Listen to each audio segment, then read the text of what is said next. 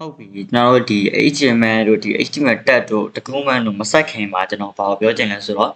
ဒီကျွန်တော်ခုနေ့ပြောခဲ့တယ်ဒီ code တွေရေးဖို့အတွက် code editor ကိုအသုံးပြုရတယ် code editor ထဲမှာကျွန်တော်တို့ free ရှိမယ် premium ရှိမယ်အဲ့ဒီမှာ ဖြစ်တာရှိသလို powerful ဖြစ်တာလည်းရှိတယ်အဲ့ဒီမှာကျွန်တော်အကြံပေးရ recommend ပေးတဲ့ဟာတော့ကျွန်တော်ဒီ VS Code ဖြစ်တဲ့ Visual Studio Code ကို recommend ပေးခဲ့တယ်ဟုတ်ပြီကျွန်တော်တို့ဒီ free လေးဖြစ်တယ် powerful လေးဖြစ်တဲ့ VS Code ကို Visual Studio Code ကိုကျွန်တော် download လုပ်မလဲဆိုတာကိုတစ်ချက်ရှင်းပြပေးမယ်နော်ကျွန်တော်ဒီ Chrome မှာဖြစ်ဖြစ် Microsoft Edge ဖြစ်ဖြစ်တခုခုမှာကျွန်တော်ဒီ VS Code ဖြစ်ဖြစ် Visual Studio Code ဖြစ်ဖြစ်နော် Visual Studio Code ကတကယ်လို့ရှိလို့ရှိတော့ဒီ VS Code ပေါ့နော်အတူကောက်ရိုက်ထည့်လိုက်လဲရတယ် VS Code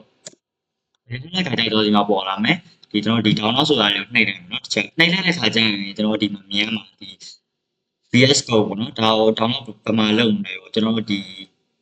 အသုံးပြုနေဆက်ကပါဆက်လို့ကျွန်တော်အသုံးပြုနေရဒီ MacBook လားဒါမှမဟုတ်ကျွန်တော် Windows လားဒါမှမဟုတ်ဒီမှာပေါ့နော်တို့မျိုးစုံပြတာပေါ့ကျွန်တော်ကဒီဘာသုံးလဲပေါ့နော်ကိုသုံးတဲ့ဒီ device နဲ့ live ပေါ့နော်ဒီကိုက Windows သုံးနေဆိုရင်ဒီ Windows download လုပ်ပေးဒါမှမဟုတ်တခြားဟာတွေသုံးတယ်ဒီ MacBook လို့ပါတော့သုံးနေဆိုရင်ဒီ MacBook နဲ့ download လုပ်ပေးဘာမှနှိမ့်ဆက်မလို့ကျွန်တော် Windows သုံးနေဆိုရင်ဒီ Windows တစ်ချက်နှိပ်လိုက်တာ ਨੇ ဒီမှာပေါ့နော်အော်ဒီ download လုပ်ပြီးသားဖြစ်သွားတာနော်ဒီမှာကျွန်တော်ဒီအောင်ဆိုရင်ကြာပါမယ် download လုပ်နေတယ်လို့ကျွန်တော်ဒီအခုန Windows ဆိုတာကိုနှိပ်လိုက်တယ်ဒါပေမဲ့ auto download မလုပ်သေးဘူး download မလုပ်သေးဘဲနဲ့ဒီ page ကိုပဲရောက်သွားတယ်ဆိုရင်ကျွန်တော်ဘာလုပ်မလဲဆိုတော့ဒီမှာ direct download link ဆိုတာရှိတယ်နော်ဒီ direct download link ဆိုတာရှိဒီ direct download link ကိုနှိပ်ပြီးတော့ကျွန်တော်ဒီတစ်ချက်နှိပ်လိုက်မှဆိုရင်ကျွန်တော်ဒီပါ download တော့ပါနော်ကျွန်တော်ဒီမှာသိရတာတစ်ခုကကျွန်တော်ဒီ VS Code down နဲ့ server ပေါ့နော်ဒီ site ကတစ်ခါတလေကြားတတ်တယ်အဲကြောင့်ကျွန်တော်ဒီတစ်ခါတလေဒီလိုမျိုးဘယ်လိုပြောမလဲရုပ်ရှင်ကဝင်လိုက်တဲ့ခါကျရင်ဒီဘာလဲ connection ဒီဘော site ကိုမဝင်ရဘူးပေါ့နော်တချို့တရားတော့ကျွန်တော်ဒီအစမ်းဝင်ပြလိုက်မယ်နော်ကျွန်တော်ထားပါတော့ VPN လိုတဲ့တစ်ခုခုပေါ့နော်ပြောချင်တာကတော့ဒီမှာဒီလိုမျိုးပေါ့နော်ကျွန်တော်ဒီတစ်ခါလေဝင်လိုက်တယ်အခါကျရင်အခုလိုမျိုးဒီ site time review ဆိုပြီးတော့ပေါ့ဒါတော့လို့ဆိုတော့တစ်ခါဒီ site ကြအောင် server ကြအောင်ဒေါင်းလို့မရဘူးလားဆိုတော့ရတယ်ဒါပေမဲ့ကျွန်တော်ဒီဘာကိုအသုံးပြုပြလဲဆိုတော့ကျွန်တော်ဒီ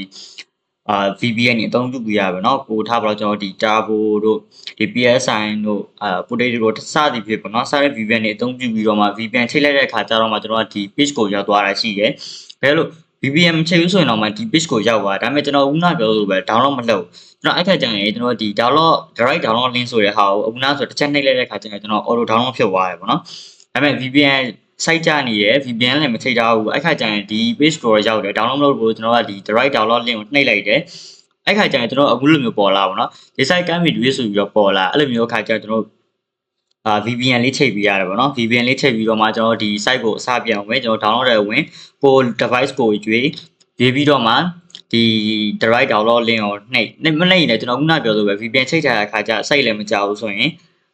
VPN လည်းချိန်ထားရဲဆိုရင်ကျွန်တော်ဒီ download Windows ဆိုတဲ့ဟာနှိပ်လိုက်ရင်ကျွန်တော်ခုနပြလို့ပေါ့နော် auto download ဒီမှာဝင်သွားတယ်ဒါလို့မရဘူးဆိုတော့မှတခါလေခဏတော့စောင့်ပြီးပေါ့အခုနဆိုရင်ကျွန်တော်download နှိပ်လိုက်တာနဲ့ဒီမှာ download မပေါ်ဘူးဒီမှာနည်းနည်းလေး refresh လုပ်နေတော့เนาะ reloading ဖြစ်နေလို့ line နည်းနည်းကြာလို့တကယ်လို့မှနည်းနည်းကြာသွားပြီဒီမှာ reload ကလည်းပျောက်သွားပြီဒီမှာ download ကလည်းမဝင်သေးဘူးဆိုမှဒီ direct download link နှိပ်လိုက်